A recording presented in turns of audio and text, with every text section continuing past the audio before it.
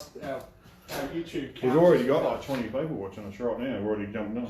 Well, that's because they're excited that we're back. Well, they thought they might see some content now. We've been away for 2 weeks.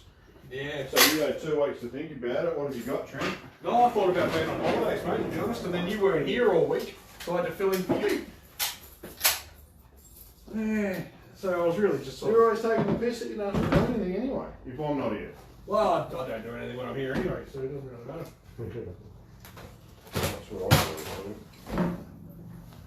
Thanks everyone tuning in already. Hit us a thumbs up if you can, make sure you can hear us. Let us know if you can't. It's a quick rundown tonight. Bill's going to do a talk about some old shit. I'm going to talk about some gunsmithing and some stocks and stuff, and Trent's going to talk about fuck all because he's not prepared again. Oh, well, why start now? I haven't been prepared since the start, so there's no point really that's it. Changing it up. Might end up being Friday Night Live with Zaine and Ross soon, just to get some fucking content. That would be fantastic. Do you mean I can go home on time on a Friday night? Well, imagine how crap the banter would be though. It'd all be one-sided banter, wouldn't it? It would be excellent if I could go home early. He'd be crying into his bloody... Because I might as well just leave before then. He'd be crying into his fucking kilt. I wonder if he's watching right now. Are you watching right now, Ross? I doubt Ross will be watching right now. Oh, that's disappointing. Well, he gets to put up with you for the last couple of weeks, so...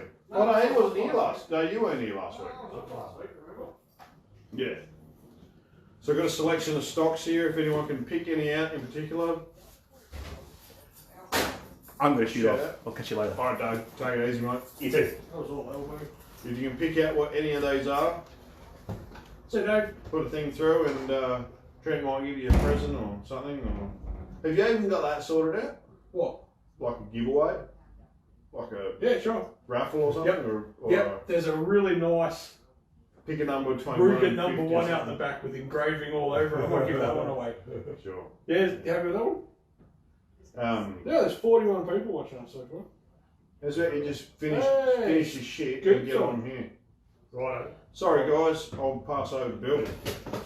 So what old crap have you got for us this Friday? Well, everyone knows how I love 303s, especially Australian-made 303s. Just a little bit of history about the Lithgow plant.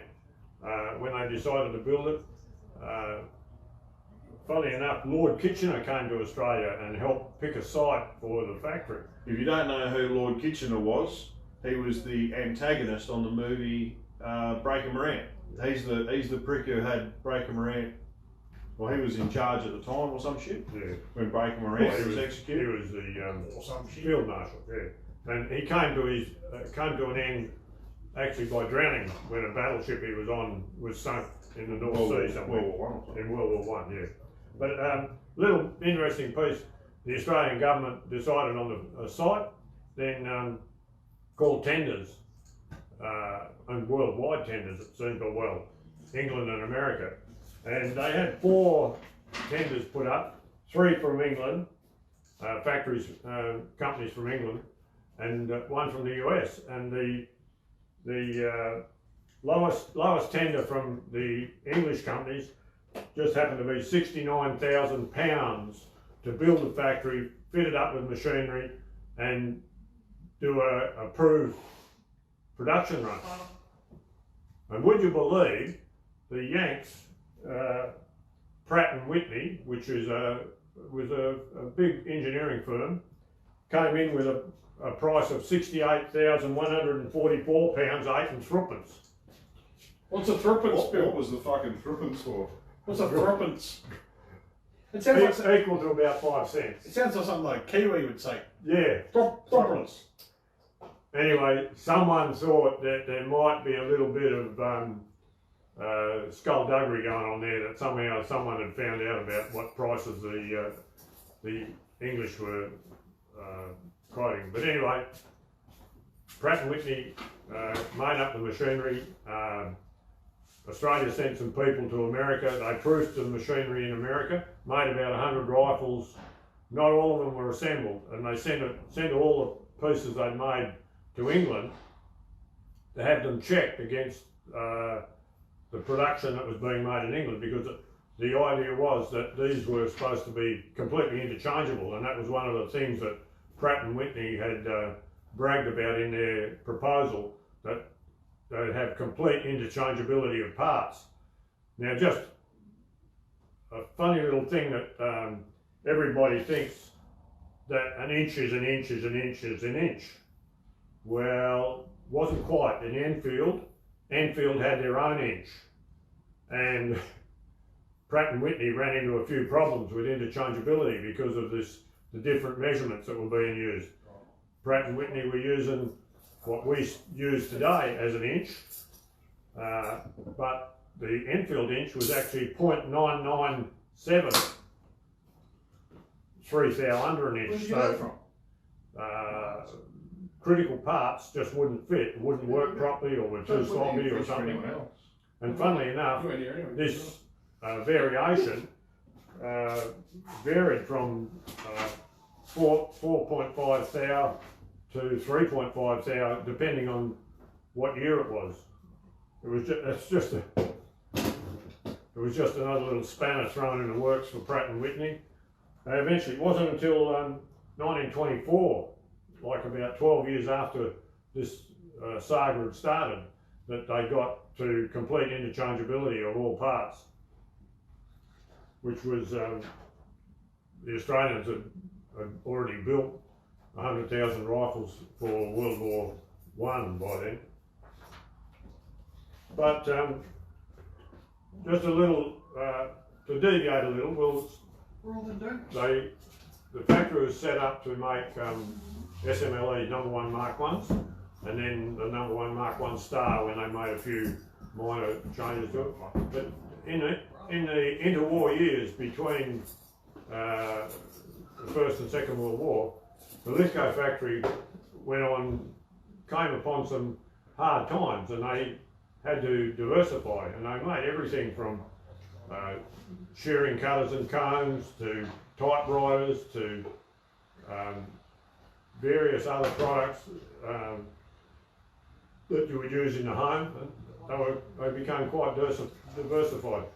But one of the things they did make, they went on and started making 22 rifles, small sporting rifles, and they did a lot of it. And they made basically two basic models: a single shot 22 and a magazine rifle in 22 caliber.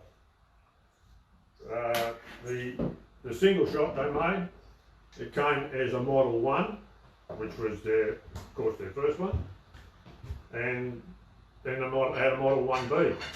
The main difference was just the system of the trigger. On the Model 1, the trigger here was pivoted on a pin that was driven through the stock in the correct place so that it pulled down on the sear, which was a sear extractor ejector in one piece. They pick the shit out of your teeth with it. You can do anything with an extractor out of a Lithgow. Yeah. They made quite a few thousand of these, and they're well known even today among people.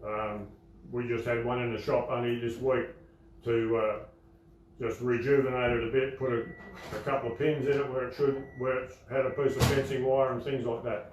They operate pretty well on anything.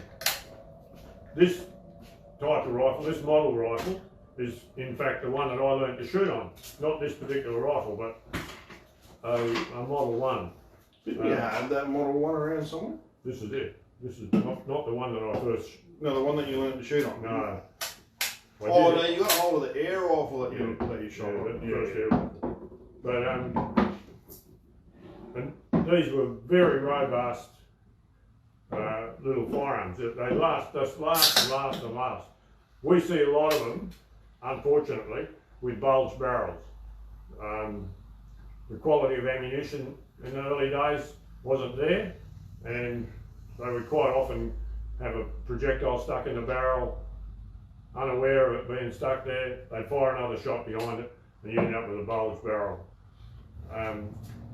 Thanks for getting me a drink while I Trent. No, welcome, mate. Thanks for coming in all week. An uncle of mine who had one of these didn't realise that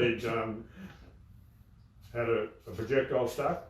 In fact, he shot another 6 shots on top of it, and he had 7 projectiles in the barrel. I don't know how he got them out, but he must have done. Turkey gun. Hey? It was a turkey gun. Their magazine rifle in 22 caliber, the first came out as a Model 12, and it owes a fair bit, as does the Model 1, to American models that were around at that time. Quite a few of them, the features in here are found on American model rifles. Whether or not Lithgow made them under license, or whether they just pirated the bloody design and carried on. Wasn't that made by Slazenger? No, the It was woodwork. made by Lithgow for Slazenger? Yeah, these are actually made by Lithgow, and Slazenger were like the distributors who marketed them. Because during the war... Was Slazenger a US company? No. Australian. Slazenger was an Australian company in Sydney. Right. They made tennis rackets, cricket bats.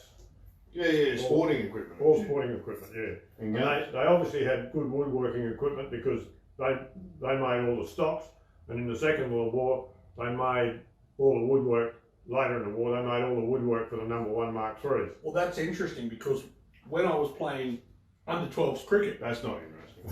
I had a Slazenger V100 cricket bat. Yeah, That because I had enabled me- Slazenger shit when I was a kid too. That enabled me to score the high score of 24, and it was because of that bat. Is that right? Quality wood, quality batsman. You probably would have gotten more if you could run between the wickets, fatty. He says as he eats a donut. Hasn't got to come back to that because he's eating a donut. Later in their production run, this became Model 55. I think it was a deluxe model, but I didn't think there was too much deluxe about it. It looked very much the same. They made them in shorter and longer barrels, heavy barrel, pretty well the standard sort of configurations that we even see nowadays. But all wood stocks. Those magazines, did they make the magazines? No, funnily enough, this magazine is Looks like a Savage Mark II. funny you should say that. This is got written on the side of it, Slazenger. Slazenger were making them, or they had them made for them, and it's called a Bibby magazine. Well, Lionel Bibby was a very famous, well-known shooter in Sydney, and he designed this magazine. And typical, He designed it. Yeah. He wanted a magazine that would work, that would hold 10 rounds and would work in a 22. And just about every US manufacturer has pirated that design. Nowadays, we get people come in with a Model 12 or Model 55 and they've lost the magazine. We just take a Savage magazine out of a 22 Mark II, grind the back, the Savage has got a little bit higher back on it, just grind the back down, click, in it goes. But So where's the mag catch on that gun? the little slot there, little hole punched into the back of the magazine, and it has 2 spring-loaded arms that the magazine slides up between, and the back one has a little tag on it that fits into that hole. But you can't put, it's not really a catch. It's not really a catch, it's just a friction system. Probably where, stops it from going too high. yeah, it stops it from going too high, but they work quite well. This How many rabbits do you reckon those two have taken between them? about 520,000, 215. On the dot? Yeah. like the threepence in the bloody Pratt and Whitney. You had to get that little piece in, you know. That's right. So when I was a kid growing up, my first 22 that I had, you remember what it was? I like the way you said when you were growing up. Like you've grown up now. No, sorry, when I was younger. Last week. Yeah. First 22 that I Afternoon, Bruce. that I commandeered from Bill was a Ruger M77 Mark II in with the varlet barrel, laminated stock. Is that right? And it had a 3 to 9 pound scope on it, and I couldn't fucking hit anything with it. Bill, and so we went and shot competition with it sometimes in Albany, Oh, yeah. and you shot a Lithgow single shot with someone had cut the tags off a piece of leather belt, you know, a leather ammo belt with the holes in it. Someone had cut a piece off of that and stitched it on the side of the gun. So his magazine was, you just pulled one out and stuck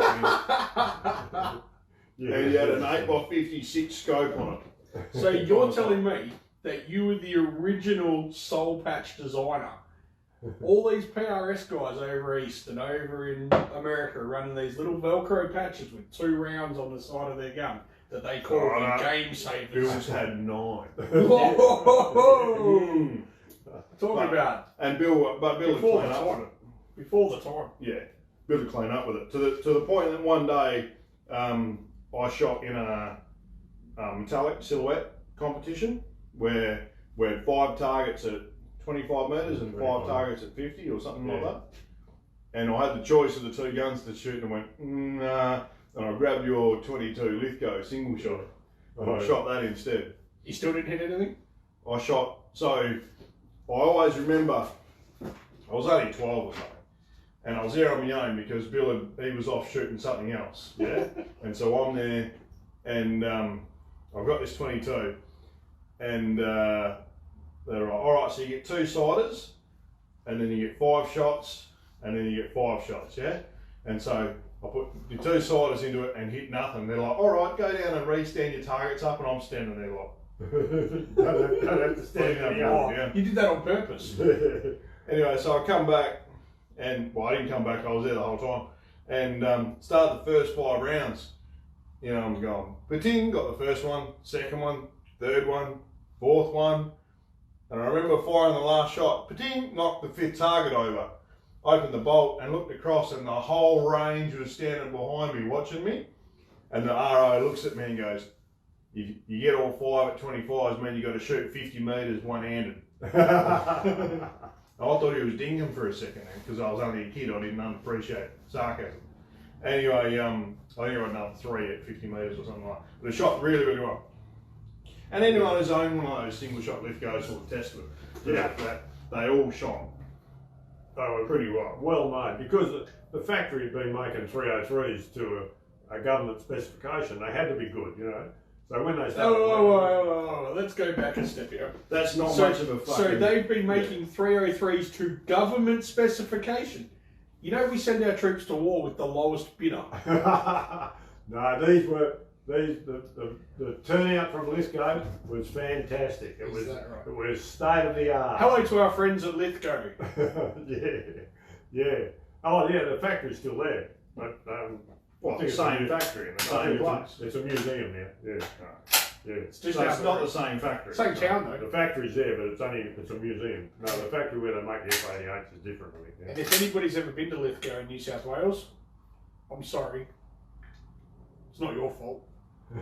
Someone had to go there. Well, a couple of things I missed pointing out on the number 1, the model 1, is quite often the stocks are made out of 2 pieces glued together, and that's one of the things that happens. The glue gives up after 100 years or whatever it is, 80 years, and they start to come apart. We've repaired quite a few of those. This particular one is a 1-piece stock complete. The Model 12 is a 1-piece as well. But this is pretty much a rip-off of a Winchester single shot made around about the same time. The bolts look identical, the trigger system's the same, the extractor system's the same. So maybe the Yanks ripped us off. That's possible, because the Model 1 Lithgow is far better quality than the Winchester. Sorry about that, Winchester. Maybe they wouldn't have gone broke if they'd made it if they made their products. So yeah, yes, they would have, because they're still shit. But we're a little bit blessed sometimes in this game. People turn up with something like this. This is a virtually unmarked old Model 1B or Model 1B. Yeah, it's the one with the trigger hung on the frame, so it's a far better trigger than the one that's just pinned to the stock, of course. But yeah, we're lucky sometimes we come up with these. and we just preserve them, put them away. We don't shoot them because Needs a bit of oil on them. Don't shoot them. no. We'll go out to the rifle range for a rimfire match, and you'll pull some old bloody piece of crap that you fucking had laying around. Oh, That's all you need. No, something like this, put it away. Well, this is not so nice and neat, but it's still in good condition. If we wanted to, we could renovate that and make it look like new because the barrel is still. If you want a new looking gun, buy a new gun. Of course you do, but these are history, and they should be. So fucking leave them alone. Just should be preserved. Yeah, sand the stock. that's right. We wouldn't tidy that up because it's original. That's how it came to us. So yeah, we're very lucky sometimes to be able to get pieces like that.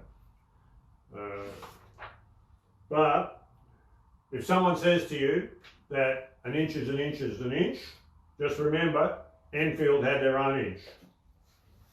I've got my own inch. Zaine's got his own inch as well, yeah.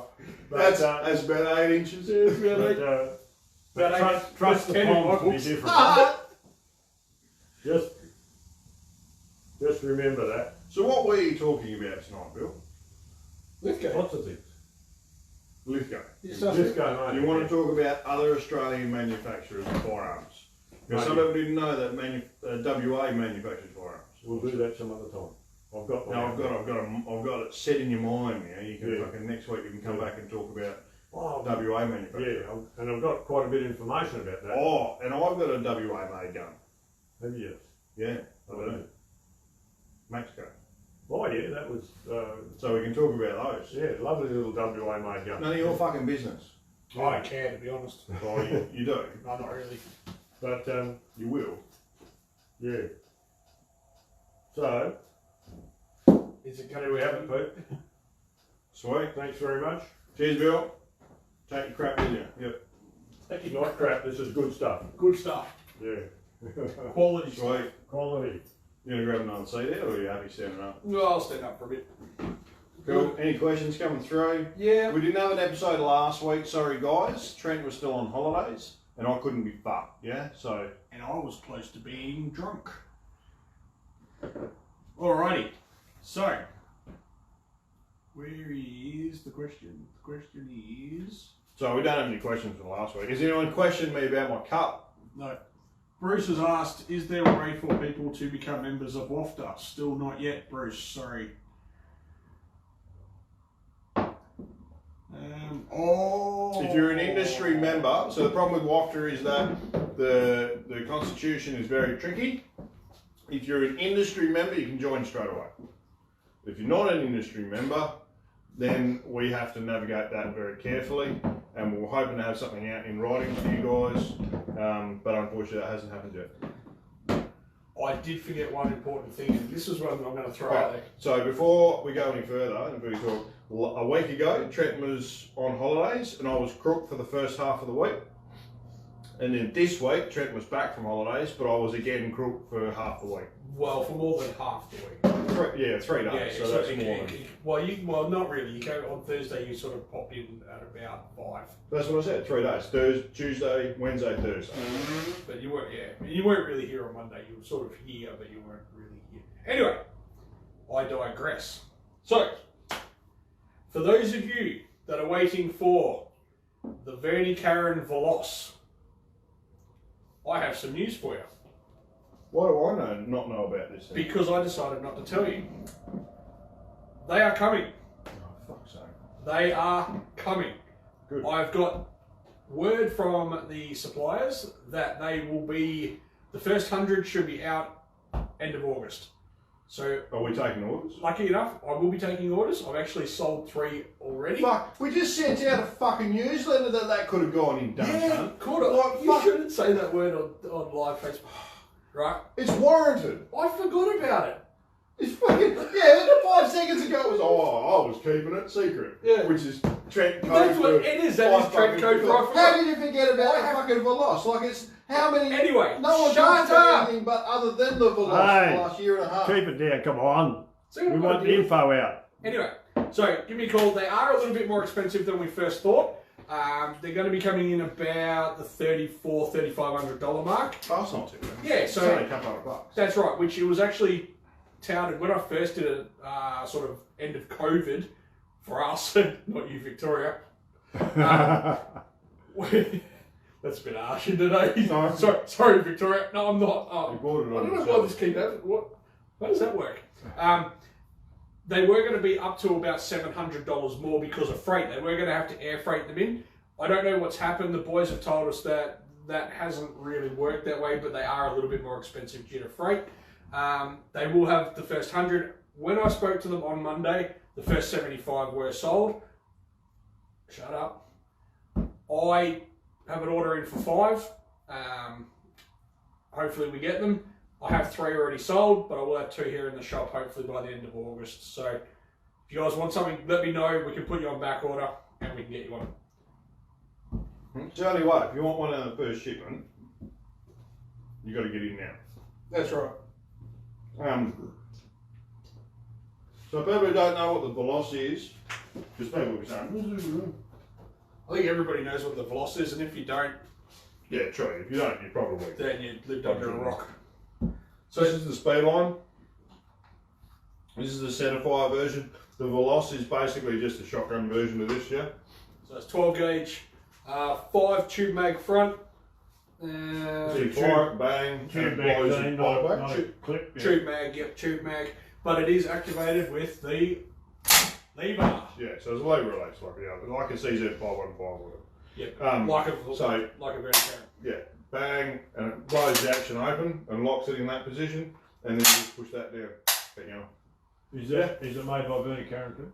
yeah, Yes. Yeah. Yeah. That's what I thought, yeah. So it is made by Verney Carron. There is a little bit of something going on, but yeah, they are coming.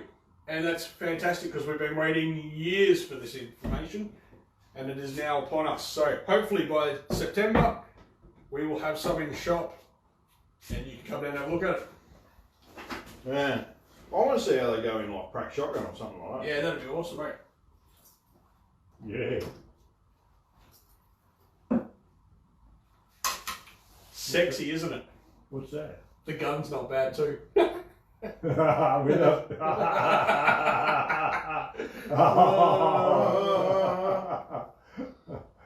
No, I don't think so. Oh, all right. Only boomers and fuckheads laugh at those sorts of jokes. He's talking about us. Am I the boomer or are you the fuckhead? He's the boomer. Who's got the doctor? You're just a total. Anyway, What do we got there? that is a CZ 455 carbon MSR. So is that like fiberglass or is that? Yes. And it's also That's a not carbon, fiberglass. and it's also a carbon wrap barrel. Oh. I don't give a fuck what it is. It's laminate. So it's laminated wood that's been painted black. Nice. It's got some sort of weird stipple on it too. Yeah. It's a little bit grippy. Stippling. Yeah, that's what I said. Stipple. But I got it on special. So, you guys are looking for it or in the market for a 22? Come down and see me because this thing Is it here, a carbon wrap or is it like a carbon tube over the outside? I hope it's a carbon wrap. But I don't think it would be, yeah? might be. I don't know. You're not being able to tell from looking at that. I'm an expert. Hang on. It's not, I don't reckon it's carbon. Is there supposed to be a hole through this barrel? Or? It's supposed to not bash on the bench. That's right, that's why it's on special. Nah, it's on special, guys. If you guys are interested in the CZ455, I do have one of these, and I've also got the MDT chassis version of it as well. You want to grab that one down? Do you want me to put this in? So you can I'll grab this then. No, I was actually looking over here. So there's the MDT version of it It's as got well. a grippy knob on it, so. Just like me. So we got these on special. They're both going for $9.30 each. If you guys are in the market for a 22LR and you want something a little bit different, a little bit exciting, That's a carbon wrap barrel too. that is the exact same. Yeah, just in an MDT chassis. Just let us know. Yeah. Well, you can fuck that rubber thing off, eh? Your finger bloody rubs on it. He'll probably fine because he's got little baby hands. But Bill will open the fucking bolt trying to use this thing. Anyway, what thumb's doing here? When I'm shooting, my finger is on it. Ah, to get my finger in there. ah, cool. Alright, what are you talking about? Oh, you're done, are you? Yeah. Oh, people are picking on me on things, so fuck off. I'm going home. Well, I do this to keep them entertained. If they don't want to watch me, they can fuck off. Right. I'm just going to talk about two things tonight. I'm going to talk about stocks and what the different options are and what the advantages to different stock designs are. Not just designs, but the material they make them up and that sort of stuff. And I'm also going to talk about some basic upgrades. So, like if you've got a car and it runs 15-second quarter miles, you want to get it down to 12, there's a couple of basic things you can do. Same with guns. You know, you're shooting 1.5 inch group, you want to get down to 1 inch, and 3/4 of an inch, or even 1/2 inch or more, less. There's a couple of simple things you can do. So first I'm going to talk about different stocks. So in the last sort of 20 years, synthetic stocks have gotten really popular because they're really cheap. And people have been fooling themselves that they're actually, decent, and they're not. But generally speaking, synthetic stocks have sort of advanced over the last 20 years. They're much better than what they used to be. Some of them now have got some alloy bits and pieces inside them to stiffen them up. But generally speaking, synthetic stocks are cheap and shit. Like, Trent could probably snap that in half if he wanted to. I could snap You every. reckon I could snap it in half? I could snap every single one of those in half with my brute strength. You can't do it. Well, you haven't finished with it. So if you look at a synthetic stock, the problem is that it's quite thin through here. All stocks are thin through here, but the synthetic stocks, because they're thin through there, they got a lot of flex. So when you fire it, the recoil lugs up the front here, the action wants to move back, you're holding it back here, and the action pushing back actually makes the sides of the stocks flex out, and that causes some inaccuracies. Also the forends, they flex and move. Like this is a ticker stock, and they're pretty good because they've got a bit of honeycombing in here. They're a bit more meat to them. A lot of the lighter stocks have got a lot of flex and movement to them, and that changes your point of impact when they move around. And so, if you want to shoot accurately and that sort of stuff, these are not what you want. Yeah, they are a bit lighter than like a wooden stock or a laminated stock or something like that. So if you're wanting a walk around gun, they'll probably outshoot you as when you're shooting offhand. But they are cheap shit. But they do keep the cost down, which means that you can get into a rifle relatively cheap. Well, it means, if you need performance, there might be somewhere else you can put that couple $100 that you would spend on a better stock into, like, just buy a couple $100 worth of ammo, just shoot more ammo off, because you're shit. You can't hit anything because you got a synthetic stock. Hunting rifle. Does that make fine. sense? Yeah, it's a hunting rifle too, so. You come back all grumpy, like, he's been off all week and he's like, comes in, Just come back and have to do all your work. Okay, so you want an upgrade from synthetic stock. So basically anything from a synthetic stock is an upgrade, but this is a walnut stock. So, and you can see walnut stocks, this is traditionally what stocks were all made out of. Walnut is used as a gun stock material because it's very, very strong. You can get it in a very good grain structure because you need a right grain structure in a stock so it doesn't break when you use it. But it's very light as well for a material. So this material that made this gun stock is American Claro walnut, and it weighs like a cubic metre of it, a metre by a metre of a metre, weighs about 750 kilos. Yeah, the same size block in Jarrah weighs around 1,600 kilos. So it's over twice the weight in Jarrah. So this gun stock in Jarrah would weigh way too much, especially on the rear end. And you can't make a gun that balances nicely out of Jarrah or most Australian woods. The only Australian wood that's been popular has been Coach wood. she oak. Yeah. A lot of people use she oak for target stocks and stuff like that. But it's not very attractive, yeah? It's certainly not as attractive as walnut. And Coach wood is fantastic because they used it on the Lee Enfield, short Lee Enfield. So yeah, that's really top quality. Yeah, it must be top quality, yeah. Oh, that's talking about wood. This is a mug thing that I made.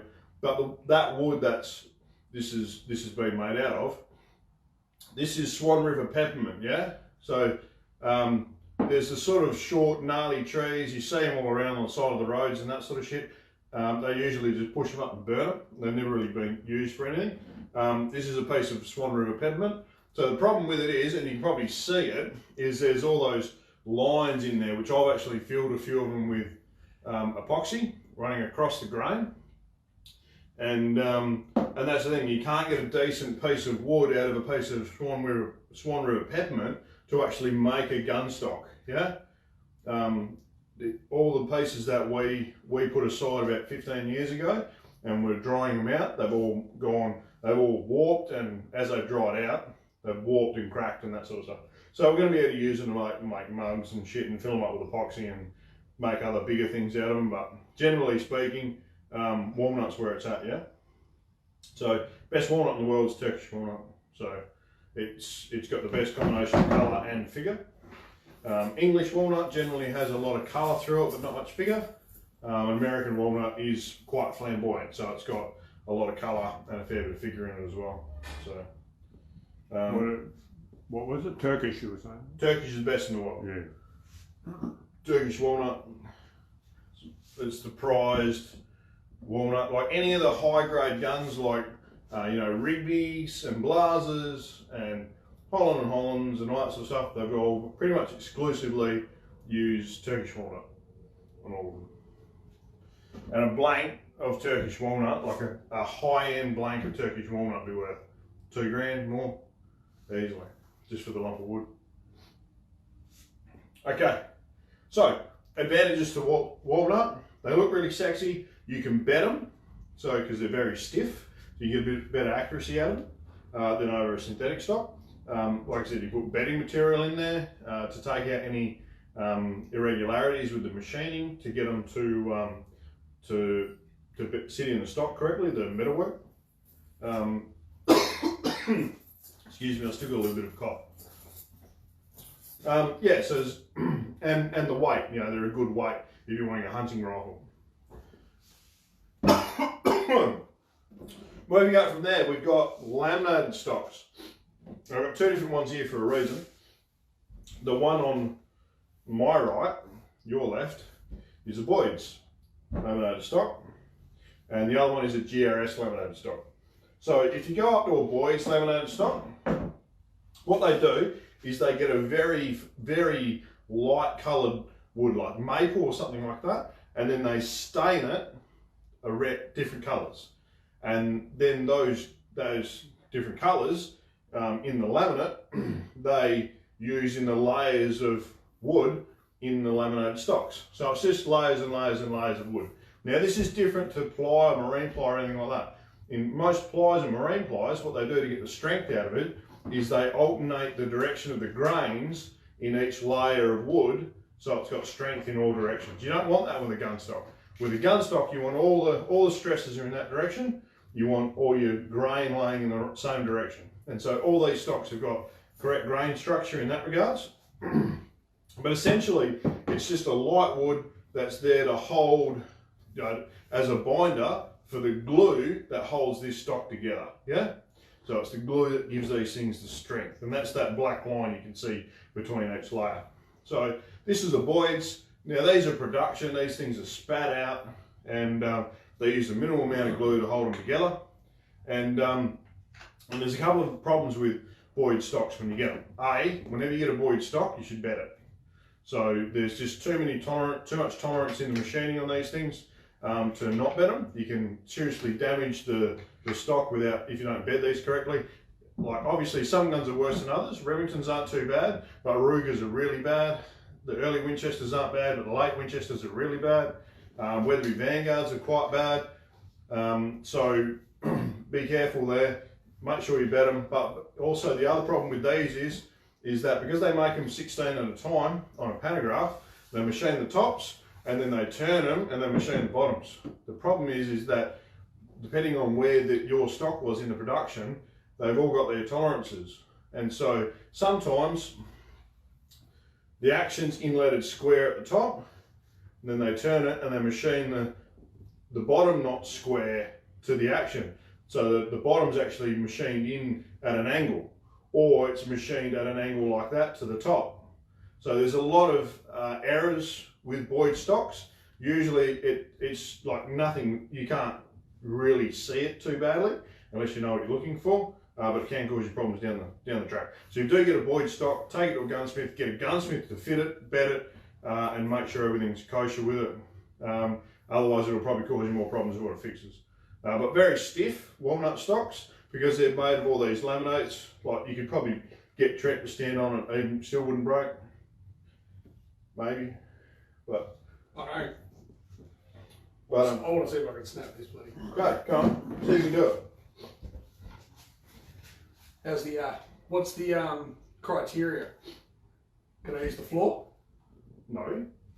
Strong arm, like a strong arm competition where you like bend nails and shit. Yeah. You can wrap the pieces in leather where your hands are. Yeah. But that's it. You can put it between your legs and fucking bend it around and shit. That's it. Let's have a go. Come on. Keep talking. We'll do this. Okay. So, but if you do go for a laminated stock and you go from a this is a Boyd's, Pretty fucking. this is for a Winchester, and if you go from that to a That's never gonna fucking break. yeah, I reckon. Nah, you're a liar. And you go to a GRS. A GRS stock is a European-made gun stock, and they are manufactured on a lot better machinery. The glue, they're much more glue in a GRS stock holding them together, so they're much stiffer, and the design is just better in general. It's bending a lot, It's not gonna break. but it is moving around a lot. Ooh. So it took a bit to do it, but now you can make a ticker pistol. There you go, guys. Just for you, James. That's not $100 off you, Ruger. It's $100 on. I actually haven't looked inside one of those things before, but they're entirely hollow, yeah? Mm-hmm. So there is not much in the walls of these things at all. Why do they do that? How much more expensive would it be to make a stock that was just a fucking... It'd just be like a blow mold. Yeah, but you think they'd like have a bit of foam in there or something at least? That's what Probably consistency. some of the American stocks do. They just fill them up with that. Yeah, they have a filler and then they have the shell on the outside. Yeah. What can I break next? So yeah, but yeah, GRSs. Still recommend bedding them, especially in a Ruger. Most of the other manufacturers of action have got really tight tolerances, and so the GRS stocks made for them come out very good. I mean, it's still worthwhile bedding a rifle in a GRS stock, I recommend. You don't have to though. But we very, very rarely have any problems with the inlet or anything like that. We don't have to move them around. So yeah, really good stock. Now the good thing about GRS is the extra features for comb height, as well as the length of comb, and a lot of them nowadays have the stock height adjustability as well, which is really important if you want to shoot long range, and I'll talk about that later. So there's a lot of advantages to going to a GRS stock, but they do jump up in price a bit. Like what's a Void stock worth? I don't know, probably around the $330 to $400 mark, depending on which one we're looking at. Okay. What about GRS? GRS, they start around the $1,000 mark now. Okay, so it's like 3 times the price. Yeah. To go And that's, to GRS. and that's for the Berserk. And no, Daryl, that's not the Berserk, mate. That one there. Oh, the Berserk's like a synthetic stock GRS. What's that one? That one's actually a little bit weirder. It's like a Sporter or something, isn't it? I don't think so, because the adjustable Hunter is a little bit different again, but it might be the Sporter. That's the one that we fucked. What's this wee shit? You. I didn't do shit. No, It Brian. was you and Brian did it. Brian did it. So those guys actually didn't put it in the machine straight for whatever reason, and they managed to machine that slot in the stock. I don't know, you guys probably can't see it, but it is out. It's on an angle, yeah? Not the end of the world, because it's only the slot, the initial slot, but it's out about a layer and a half over the distance over that distance, whatever that is, 150 mil. Mm. So we would just have to re-drill the holes and shit. We'll put. It got put aside. You guys had a little. No, Bruce, I'm not 150 kilos, mate. What are you? 120, shut the fuck up. Oh, and the rest? No, I am. Fuck off. No. 120. Yeah. No. Yeah, it was 121. Bullshit. Like a year and a half ago. No, about like, 127. no, a couple of weeks ago. Go get your fucking No, scales. I'm not weighing myself on live TV, you idiot. Alright, so then you're going up into the big boy league, yeah? And you're going up to, I'm actually going to talk about chassis first. So you go up to a chassis. So a chassis is like perfectly machined out of a block of alley, and there's no tolerances or anything like that associated with them if they're done correctly. But obviously there's tolerances between these guys and their manufacturing tolerances and the action manufacturing tolerances. So, I mean, in principle, there would be some merit to betting one of these, right, depending on what it is. Like a Remington, you probably wouldn't bet, but a Hauer or a Ruger, you probably would bet, yeah? Well, there'd be some merit to it. You wouldn't have to do it. Depends on the gun. If you put it in there and it shoots like shit, well, then it's probably worthwhile doing. But these guys, one of the big advantages to these is they use aftermarket magazine systems, like your M-lock forends and pick rails on your forends, so you can get all the accessories and that sort of shit to bolt on them. A lot of people like them for the looks, but you can't, like, I mean, that's a fashion thing. You can't tell me that that's considerably better looking than a really nice, piece of walnut, you know what I'm saying? So that's, I mean, that's... They're functional. Yeah, I mean, yeah, it's purely from a function point of view. But the thing is that these things are heavy. Like they are, they're really heavy. Like like this is the LSS. This is probably one of the lightest ones on the market. The, you know, like an ESS or something, or a TAC 21, like the one that's on the shelf there. They're very heavy, so they don't really make really good walking around guns. So, you know, they're good for bench shooting and that sort of stuff. But what do you think? Trav reckons that the plastic's hollow purely to do with drying time. He reckons if it's a solid piece of plastic, it would take much longer to dry and set and would slow production down. Yeah, so it's just production capacity. That's it. So for Yeah. They're hollow in the forend, but they got that honeycomb in there. They never used to have that. When they didn't have that, they were really shit. Thanks, Noel. Why? What did Noel say? Noel said, Trent got on the talking weigh scales at the shopping centre, put his $2 in, and it said 1 at a time, please. Well, Noel, get fucked. Dickhead. Yeah, that's funny.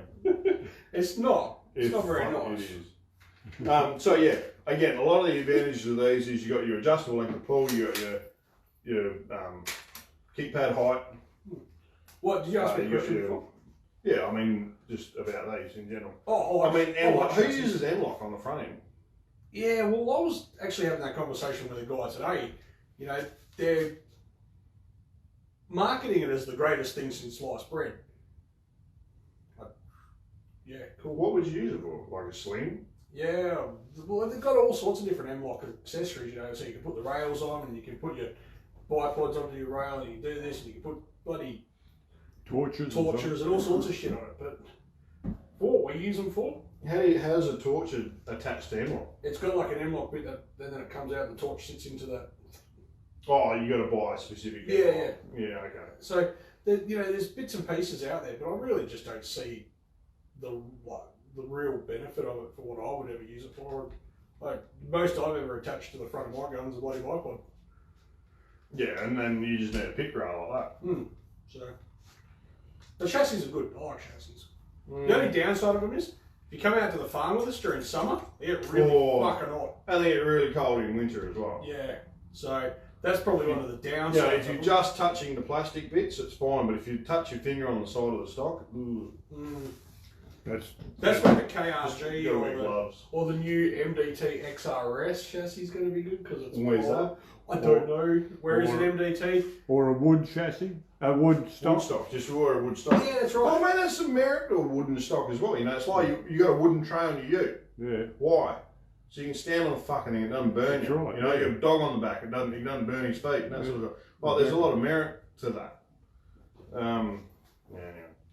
And then the last one that I want to talk about, and I still consider these the best stock on the market, yeah? Fiberglass stock. So They're strong, they're stiff. You can control the weight of them based on the filler they use on the inside. You can change the weight distribution. So if you've got a big heavy barrel, you get a stock with a heavy filler in it, and it balances the gun out.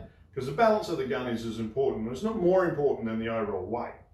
You can get a lot of different designs to them, and infinite amount of finishes and colours on them. You can get the rails inset in the fore end. You can get pick rails put on the fore end, just like a chassis. You can get the flush mounted entrance rail. Yep.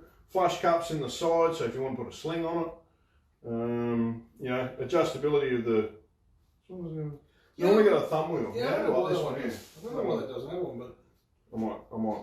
Yeah, that's what I came with. Might talk to them. But yeah, so thumb wheel adjustability.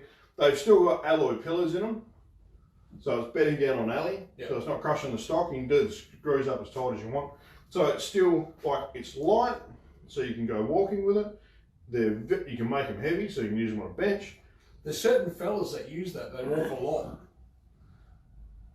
through deserts and stuff like that. Marines.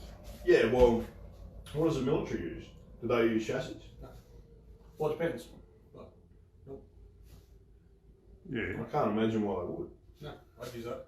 Yeah. So, you know, and that's that gun there. So that's Bill's built that as a replica of the sniper rifle that the Marines used in Vietnam. And that has a Macmillan fiberglass stock on it. Well, there is a few different manufacturers of fiberglass stocks out there. We really love Macmillans. It's by far the best product on the market that I've encountered as far as consistently producing an excellent product. They're a really good company to deal with as well. So, and you'll notice that I like dealing with companies that I like to deal with. You know, I prefer to buy products from people that you can get along with. I don't have a lot of time for companies that are hard to deal with. That aren't easy to get along with. Yeah, so I still consider fiberglass stocks have the best features out of any stock design, as far as for precision, performance, as well as usability and that sort of stuff. And aesthetics. Yeah, and aesthetics, yeah. Which has got to be a big part of it as well. Versatility, everything. So how cool's the A10? That's the new one, isn't it? Oh, I don't think it's the new one, but it's I haven't seen newish. it. No, you have. No, you have. Where? Because it's got the A10 warthog. It's got the teeth. It's got the shark nose on the front of it. Oh, I've seen a picture of one, Oh, but I haven't seen one in the flesh. apparently, it's a bit shorter than normal stocks, and it's designed for people with small hands. So this is the A5. This has always been my favourite for years. Well, either the A35 or the A5. So the A5 butt is the same as on the A35. The A35's got the same butt. The only difference is the A5 has this wide, rounded forehead, so it works really good on bags and that sort of stuff. The A35 is much thinner, so it's better for like a walk around, sort of practical It's a little sort more of angled gun. as well, isn't it? A little bit more angular, yeah, Yeah. it's squarer, yeah. But the A6 is a newer version of the A5, and it is You have an A6. angular. I do, yeah. What about that? What about that one that's hit the deck? The one that you bought? It's in the repair room. So My new A6. your new A6. I had one behind my desk. It was the shops. It wasn't a client's. And Trent walked past and dragged it on the ground and busted the end of it. So he bought it.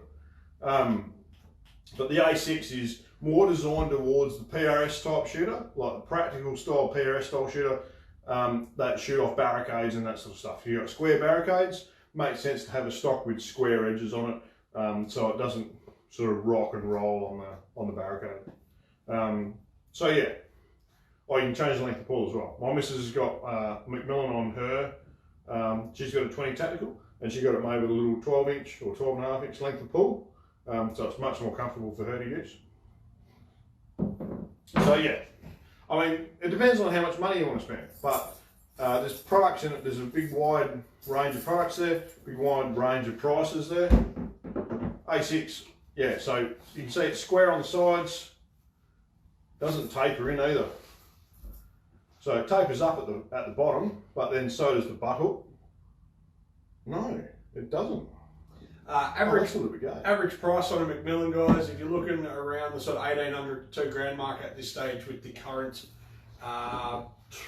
dollar. Is that inletted for a? That's inletted for a Stiller TAC 338. Yeah, I'm aware. Uh-huh. Yeah, it's an expensive mistake. Yeah. That's right. I know a guy. No, right. This one's got the spacers, so you can change the length of pull. It was such a pain. It actually literally just got caught in the back of my vest there, and just pulled it off the shelf. Bullshit, got caught by his gut. And just Walked past his gut. Well, I was trying to get past you, sitting against your bloody desk. It's my desk. Yeah. I'll hang out. You were about as a much as I metre want. away from it though. Okay. Because your belly button was Probably touching. because I was working. Because your belly button was But touching. he's just nicked it on the end there. It's actually not that bad. Excuse me. So that's gun stocks, yeah? So make sure you're making the right decisions when you're choosing gun stocks. Make sure you identify beforehand what's important to you, what your goals are out of a gun stock. How are you going to use the gun? Absolutely. Is the most important thing.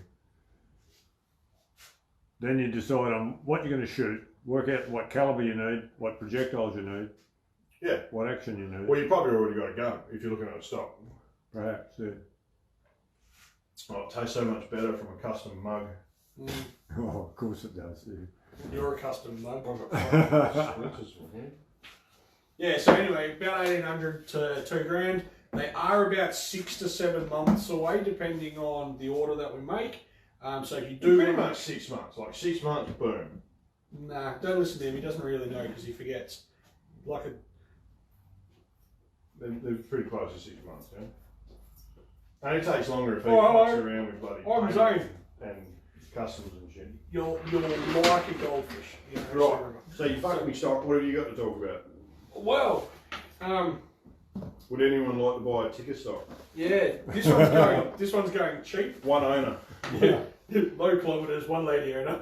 Yeah. Only used on Sunday. Whose actually was this? That was ours. Oh, was ours? Yeah, no, it wasn't a client's. Fuck. Right. Yeah, I gave you a client stock to fucking break, dickhead. Oh, cool. No, it was one that we had out there that had already been roofed. So Oh, cool. it's the only reason Yeah, it was I pretty leave cool. it. What else do you want to talk about? Well, I want to talk about tricks and upgrades and shit for your gun. Oh, you've not done that yet. No, well, I'll talk about gun All stocks right. first. Well, I told you I had 2 things to talk about. Let's segue into it. No, you want to talk about something. Oh, I've done more stuff. I'm just joining in with you now. Just bear with me. Hey, Zaine. I'm ignoring you, you're a cockhead. So what have I got to work with on a day-to-day Why don't you basis? talk about your 6.5 Creedmoor ammo that you got? That you can't get that anymore, can you? No, that's actually on. That's been discontinued. That's the 140 grain? Yep, 140 grain open tip match from American Eagle. It shoots phenomenally well for a factory ammunition. I've got what, We had a savage that shot that ammo out of the box, 0.3 groups. 0.3, 5-round group. So does really well. I've actually only got 10 packets of it left. That's it. Once it's done, it's done. Once that last 10 is gone, it's gone. Can you buy the projectile? No, it's a federal projectile. I was going to say, well, yeah, I can take it out. Someone else will make a 140 grain up, but if you've got a 6.5 Creedmoor and you just want to buy a box of ammo to go shooting on the weekend, that stuff has proven to be phenomenal. Yeah. So, and it's their Oh, James, James it's is just the American Eagle stuff. Yeah, I think it it's comes nice. out of that Salt Lake City plant. yeah, and it's their highest James. production run. Yeah. James. It's pretty cheap. Ruger Precision Rimfire and 17 HMR. I don't think they're available. I think they're going for about $1,100. I will talk to you on Monday about it. I don't know. The computers are shut down. I'm having a guess. 17 HMR has been on back order for a while, unless you want it in the American flag. So, I'll Just talk get to the you American flag one. And Well, then- apparently you were supposed to give him a price on this a couple of weeks ago, and you haven't done it. So, Oh, sorry, mate. yeah. So I'm just, saving your ass. What's the Again. American? What's the American flag? Oh, it's like the red, white, and blue with the. It's got the That's stripe. the thing, we're like, America, red, white, and blue. Our flag's red, white, and blue too, cockhead. Like, Yeah, but ours has got a good thing on it. ours got a Union Jack on it. Yeah, that's the good thing. They got the Union Jack and went, No, they put a didn't. heap of stars on it. How many stars? What is do it? they Is have? it a Ruger Precision? 50. Ruger American. They got 52 stars, but they got 50 states. They got 52. They got 50 states and 2 territories. Oh, what's the 2 territories? Puerto Rico Oh, okay. and It's like a protectorate, isn't it? yeah, there's another one too. Puerto Rico. Oh, one of the Pacific Islands. Yeah, something like Guam or bloody. that. Yeah, American Guam. Samoa. Yeah. Oh, probably. America. Yeah, Yeah. okay. Yeah, something Because like they got that. a If base anybody on knows, it. actually, if anybody knows the answer to that, No one can. put it up. I They don't care if you can. got Put it a up. base on Guam, don't they? Yeah. Because a mate of mine was over there, stationed there for a while, back when Trump started pissing off the North Koreans. I actually don't know what the cost of that 6.5 is off the top of my head. Oh. He just pulled it out. Is it written on the packet? No, because they don't stick to it. Because you don't buy decent guns. I can tell you tomorrow. Oh, I've is the got. computer shut down? Hey, yeah, the computer's all shut down. Oh, my phone's. Yeah. I'm tapping my pockets looking for my And your phone. phone's over there filming it. Yeah. Yeah, so. Cool. But America, fuck yeah. America. Greatest country on earth. What is You it wanna though? Die of coronavirus. Is it It's a, number 1 in coronavirus. is it a Ruger American? Yeah, painted up Painted up. in the American flag. Ah. It looks awesome. I'm with you now. It looks fully sick. I actually want to get one. No, I can't say it. I'll get done with all. It's my one of those things. It's How like, cool would one for about. It'd be really cool to have for about 5 minutes. How good would be one in the Confederate flag? Oh. And then you could get out of places and you could just. Stab, stab, stab. Yeah, it'd be like when. This is not 2020. Is not the year to pull out that shit. Yeah, but you could jump everywhere. It'd be fully sick. Like, It's not turn the up in fucking your Dodge. General Lee, you It'd cockhead. be awesome. No, it wouldn't. Because you'd end up getting stabbed and fucking. No, you wouldn't. It's not the year for this, dude. Like, just drop it. Maybe in a few years you can have these sorts of jokes, but this isn't a joke for 2020. Boy, talk about your muzzle brakes then. Can't talk about anything. I'm gonna go home. See you guys. I'll see you later. So, See you tomorrow. Boy, Bill. yeah. I'll probably see you tomorrow because Ross is supposed to work, but he's not working. Right, Okay, Who's going to be here then? me and him. Oh, okay. That's me and Zaine tomorrow, guys. Righto. I'll see you tomorrow then. Alright, see Cheers. ya. Alright, so if you've got a gun and it shoots reasonably well and you want it to shoot better, there's a few things you can do outside of the pink thing behind it to help you improve your shooting. Yeah, it's like cam chip and exhaust for a car. With guns, it's really your bedding, your trigger, and your muzzle brake. Okay, so and people are going to say muzzle brakes. Muzzle brakes, yeah, they do make the guns a little bit louder, mostly for the people around you. But suck shit, put on your hearing protection. If you've got a factory rifle and you get a muzzle brake on it, you'll get it crowned at the same time. And cleaning up the crown on a factory gun actually can have a significant effect on the accuracy of that gun. There's a lot of guns out there that come from the factory with pretty nasty looking crowns, and cleaning up the crown just on its own will improve the accuracy. And so having a muzzle brake fitted, you get it re-crowned at the same time. That's one thing that's going to affect the accuracy. The other reason muzzle brakes are really good for accuracy as well is it reduces recoil. And so there's two things here relating to recoil reduction.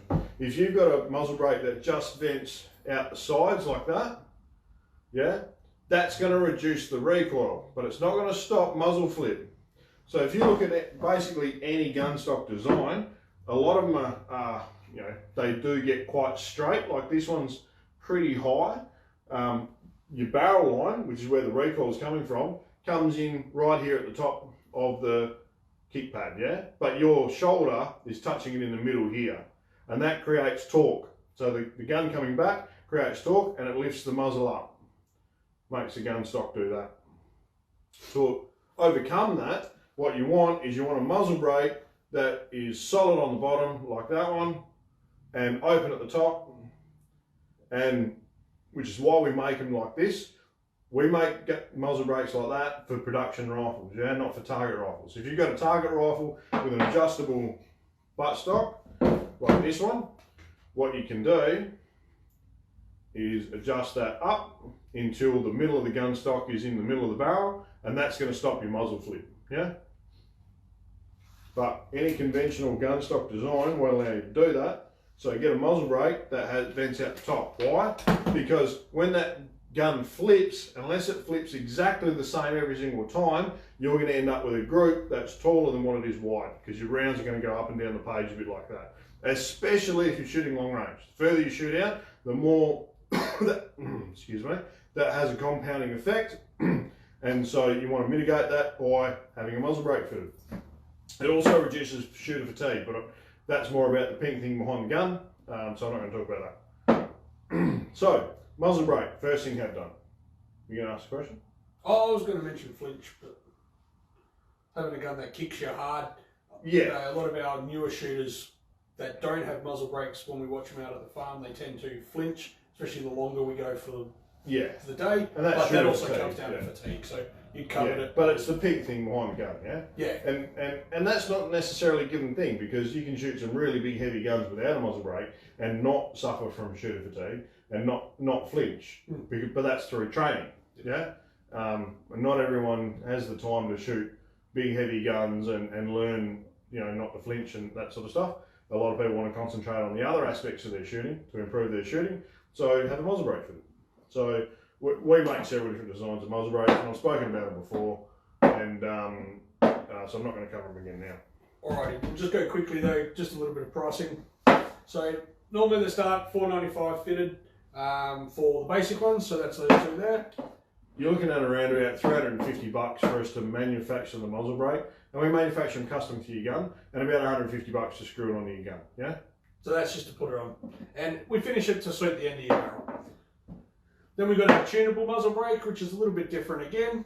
It is threaded, but it's actually got a sleeve over it that'll sit over the top of the barrel, and you can use it like a muzzle tuner, so you can screw it in and out to actually tune your muzzle in to suit your ammunition, and then you lock it up using the bottom screws down the bottom. Those ones there, $5.95. So extra $100. Yeah. So those two are $4.95. $4.95, $5.95. Here's one that we're doing for an intro thing, which I think is still going. Yep. This is one that you can screw on, like you have to tell us the thread first, but if you've got a thread on your gun, I can make this to suit. You can screw it on and then you can just tune it up yourself. You screw the lock nut up and it locks it up. This is our self-timing one, so it's one that you guys can fit at home. You just got to tell us the thread that you've got on your barrel. $325, I think they were doing it for. What are we doing for? $375? No, $25. $325. And that was posted anywhere as well. Yeah, with post. So there you go. That one there is a bit of a. This is a big silly one that we did back in the day. Along with the birdcage one that you. Yeah. Looks like a birdcage or a Pope's hat. So we get asked for a lot of custom muzzle brakes, a lot. Like, so if you do want to, if you've got a custom design that you want manufactured, I'll give you a price to do it. So, and if you want it made out of titanium or, you know, a special steel of some sort, I can do that too. The titanium ones look really cool. We can heat them up to suit. Well, not to suit, but we can heat them up and make them look like they've had like exhaust, like a heap of rounds through them and stuff like that. They're pretty good. So yeah, but the muzzle brake design is important depending on the gun that you've got to get the performance out of the gun. So not every gun needs the same muzzle brake. And once again, aesthetics. It's got to look good. If it doesn't look good, then there's no point putting it on. Yeah. So muzzle brake's the first thing. Second one is bedding. Everyone knows what bedding does. It's the consistency of the action fit into the stock, and so from shot to shot it doesn't change the harmonics of the barrel, change the point of impact. And so epoxy bedding is a great way of doing it. Epoxy is basically goo that you put into the stock, and then when you push the action in there, it takes the form of the action and the form of the stock at the same time, sets, and then you've got a consistent bedding between the action and the stock forever. Well, no, not forever, for about 15 years.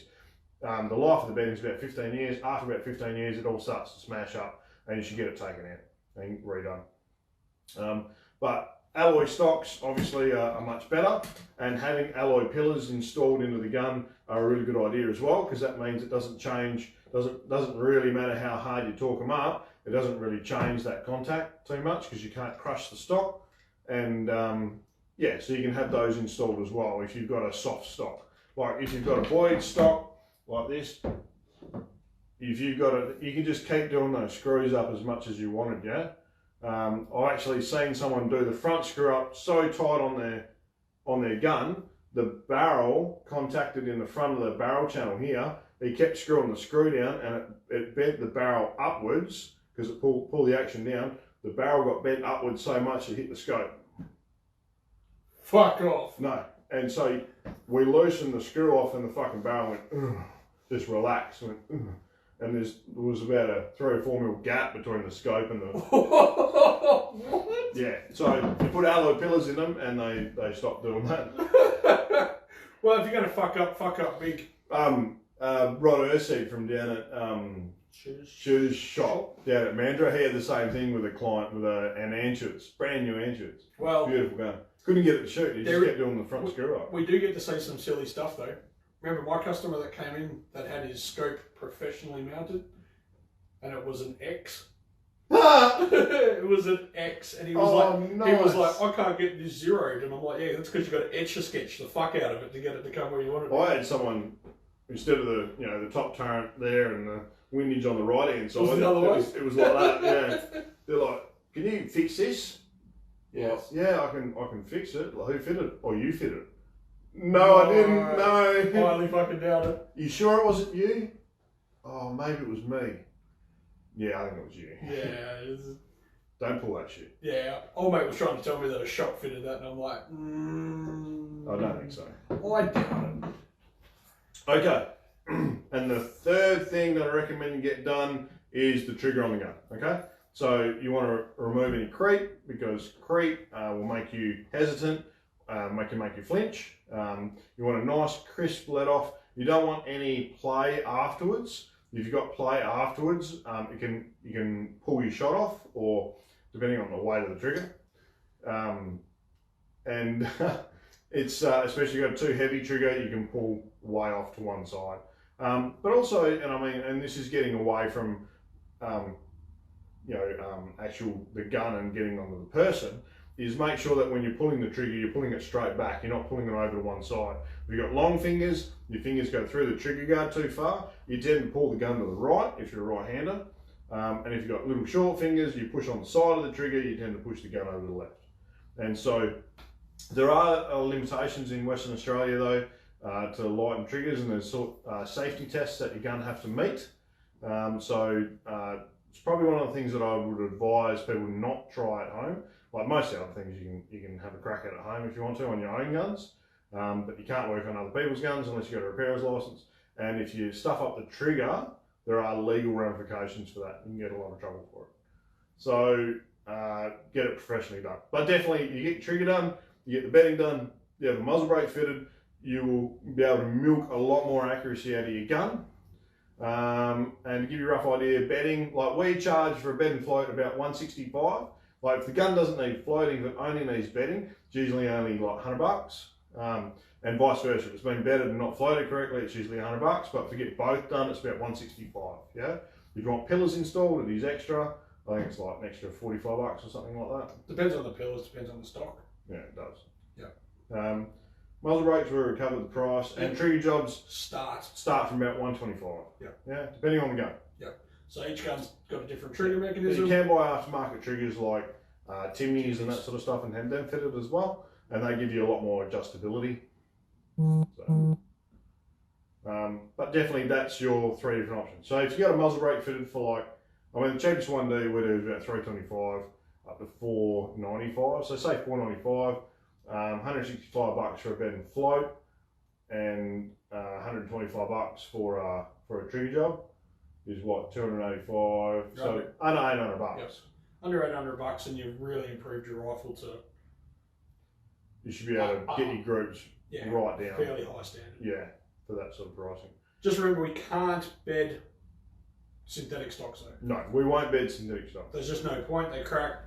It's you're putting the hard material on top of a soft material. The stock's still going to move and bend and stuff, so it doesn't really achieve anything. Right, just a couple of quick questions. Can you put a thread on a factory barrel, say from a Hauer? Yes, we can thread any barrel. We will only thread a barrel if we're going to put a muzzle brake on it. So one of ours, or one that you supply. One that you've bought. We will not leave it. It will not leave here with just a muzzle thread. That's because people go home, screw naughty things on it and get in the shit, and then I end up in court. And then blame us.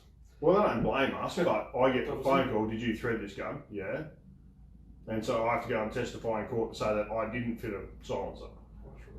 And don't ask us to make silencers. They're illegal. You're an idiot. Like, yeah, that's one of the next questions. Is the muzzle brake comparable with a silencer? No.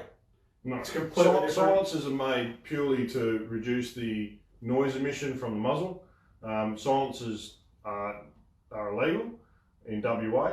Muzzle brake is made to reduce the recoil and the muzzle flip from the gun, not the noise.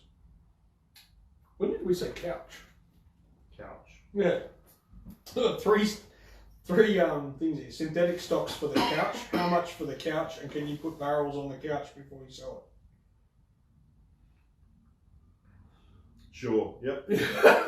I don't know, man. Yep. You can put your barrel on your couch. I don't give a fuck. What could couch mean? I don't know. But there's someone enlighten me as to when we said couch.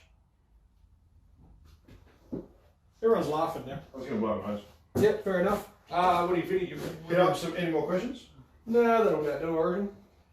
No more questions. I don't just not ask questions because you can't be fucked. No, I'm Has just anyone saying. else asked a No, question? that's what I just finished saying. Did I see Vic Etherington? Not that I've seen. Vic, if you're watching, how are you, mate? Haven't seen you in a while. Nick, can I use it to shoot the couch you're going to sell me? What? The couch. The fuck are you on about? What are we, fucking IKEA or something? Oh, apparently. Chris Barge reckons he's crowning right now. I'm touching cloth, to be honest with you.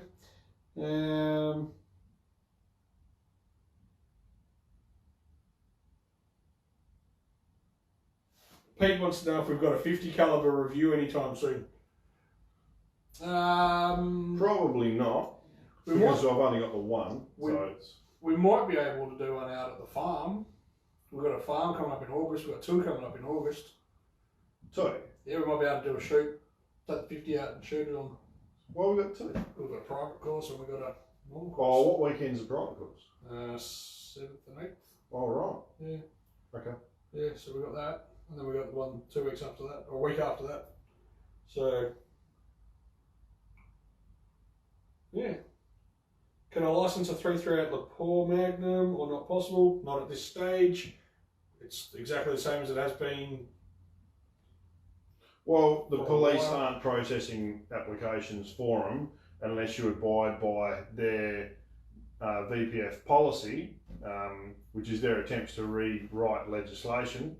And the criteria to pass the VPF policy are impossible to pass. So, CZ or ticker in 22. CZ or ticker. Yep. Depends what you want to do. Yeah, they've both got awesome features. CZ is a CZ. Ticker's got that nice little light, small bolt throw. It's only about fucking 60 degrees or whatever it is. It's fucking tiny. So is it CZ. That's much more. Well, that's much taller than what the ticker one comes up. No. Yeah, the ticker one comes up to about there. Okay. So. Oh, that's right. No, they do, don't they? Yeah. So it really depends on what you want to do with it. The ticker only comes up. You wouldn't make a bad decision either way. Yeah, you got a 20-inch barrel or a 16-inch barrel, and that's the whole choice you have out of the ticker. Whereas CZ's got heaps. You know, you got the Jaguar, you got the American, you've got the Carbons, you've got a whole bunch. So you can really suit it to what you want to do with it. Keep in mind now, Howard's doing a new 22LR. Oh, did that just slip your mind as well? No, it didn't, but You're just going to wait an extra week to tell people about it? No, well, they're not here yet. They're not in Australia. How can I tell anybody? Yeah, the Velocities are in Australia. Oh, yeah. Yeah, so. Well, why aren't we going to see it until next month? Because I don't know. No, there's no couch. What the? There's no. I don't. What? There's no couch here. I don't get what you're saying.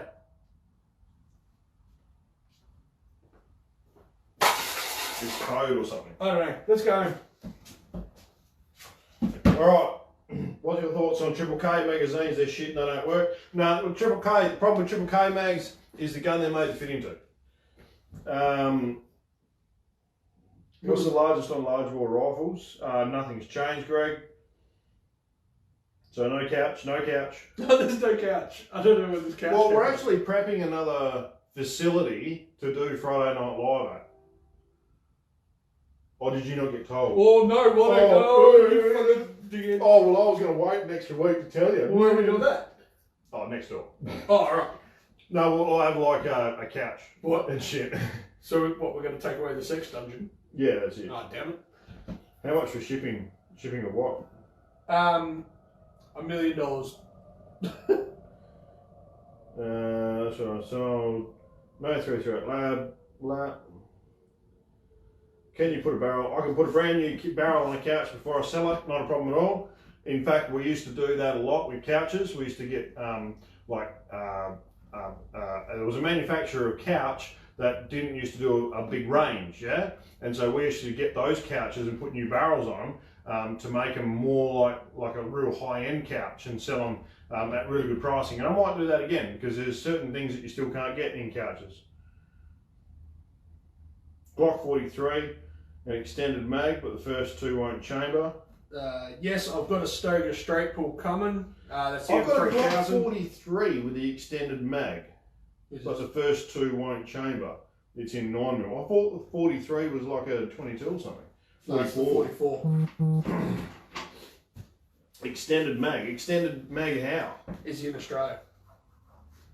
That's the question. Is he in No. Australia? If he's not in Australia, then how the fuck are we know? But the first two won't chamber. Well, I don't know, because if you've got anything bigger than a 10-round mag, you probably shouldn't have it anyway. Yeah, and you're probably going to jail. But if you do, like, why ask us? Yeah, so I mean, if you've got, if it's a 9mm and it's got 8-round mags and you've got 10-round extended mags for it, well, I mean, it's a Glock. They're little subcompacts, though. What the fuck's a 43? I don't know. I've never seen one. No. Like the subcompacts, like the 19s and 21s and shit, they are little short magazines. Well, So you put the longer mags in them. because they're a little short. Little frame. Yeah. Put the longer mags in. But I've never had a Glock that won't feed rounds. So it's probably something aftermarket, yeah? Yeah, so the new, the Stoger M3000, I think it's called. I've got one on order. Do you? Yeah, straight pull shotgun. It's actually made by Benelli, apparently. So, sub $1,000. I think it'll be around the $1,000 mark when it comes in. And should be fairly decent, but I'll let you know when we get it. No. Has anyone seen one? Yeah, I have. Oh, did you see one? I used one at Beretta. Well, I played Because normally I'd say, what the fuck are you looking at buying another straight pull shotgun in? But if you reckon that it's good shotgun, well then that's why we've got it on the wall. Well, I just want to have a look. We'll probably look at it where I can pull it apart and stuff. Because just join loads and loads of rifles. Wait, we've had that question up. Yeah, no. Oh, we got It went to the it went back to the bottom because somebody spoke. Oh, the cost on 6.5 ammo. Yeah, I've got to look that up. I've got a feeling it's about the $60 mark per packet, but I've got to check it. I'm not 100% sure on it. Talk on muzzle brakes and threads, etc. They're all pretty fine threads, yeah, because barrels don't have a lot of material. So if you had a coarse thread, you need a really deep thread, and you can't do that because there's not a lot of material, so real fine threads. So most of the threads are like 24 TPI or 1mm. So, but we can do threads in everything from, 12mm, half inch 20, half inch 28 are common. We do like 14mm, 14 by 1s, 15 by 1s, 16 by 1s, 17 by 1s, 18 by 1s, 20 by 1s, 22 by 1s, all those sorts of things. And then in Imperial we do like, there's a special thread for 45s, which is 578 thou. Slightly smaller than that is 916, 5/8. And then we do like 3/4 and that sort of stuff. 3/4 is probably one of the biggest Imperial threads that we do. It's like 3/4 by 24, but most of them are 24. But the problem that you have is that people tighten their brakes up too much. Like if you've got a thin barrel, like you've got a barrel that's only like 670 thou, and you've got a 5/8 24 thread hanging off it, which is what we've had on a gun recently. The problem with a lot of people is you can overdo the muzzle brakes really easily, yeah? We'll time them up here and they'll be perfect. People will take them out and overdo them. Oh shit, I'm going the wrong way, and then they'll undo it, and then they'll never screw up again. And so a few years back, we started threading guns with double start threads. So 18x1 double start or 5824 double start. So effectively what you've got is two 12 TPI threads. You get a lot less chance of over tightening them. You can't over tighten them. They always come up the perfect time. They screw on and off a lot quicker. It's a little bit extra machining time for us. We don't charge any extra for it, but it is a much better job at the end of it. So they're the different threads that you can use. Cool. I'm making a conical tapered thread, which is like the thread on a drill stem. There's too many people talking about couches, and it's 7 o'clock. Let's call it. Is it 7 o'clock? It is 7 o'clock. It's 7 o'clock. Well, we've only been here for 20 minutes or so. You know what though? These guys are talking about couches because we're going to be sleeping on it because it's only 7 o'clock. You are. Well, yeah. All right, I'm going home. Catch you Thanks later, so guys. much. Have a good weekend. Thanks so much. See you What have the tomorrow. numbers been looking like? They've been always sort Because of. I was about to say thanks so much. We're really glad that people are coming back and watching us and stuff. But if the numbers are down, I'll say, well, go fuck yourself. No, we've got up to about 75 people live. Well, that's really good. That's sitting around 64 at the moment. But That's when really Bill was talking, I was down around the 38, 40. yeah. And then No, when we got her, that's just to warm everyone up. Yeah, so that's right. For when the cockheads come on and start Yeah, pulling the Pete- piss out of everyone. Pete was saying we got to 75 max. So Appreciate it. Thanks very much again, guys. Have a good weekend, and we'll see you. Well, And hopefully tomorrow. I won't be crook next week, and I'll be a bit more prepared, and we'll have a bit something to talk about. Maybe I might bring some politics back in. People like a little bit of that. I don't want to talk about it every week. Maybe he'll actually have something to talk about next week. I highly doubt it. And but we'll keep you informed during the week. But our Facebook is playing up, yeah. So the marketing dude can't actually post to Facebook, so it's really difficult at the moment. But we'll keep you guys updated. So what we're going to do is we're going to send a mirror to Facebook. Oh, but sign up to our newsletter because it's an easy way. We can email people easy. We'll send a mirror to Facebook so they can take a long, hard fucking look at themselves. Alright, see you guys. I can jump the bench. Alright, you jump the bench. Go on, go. Woohoo! Look at that for athleticism. Poor bench.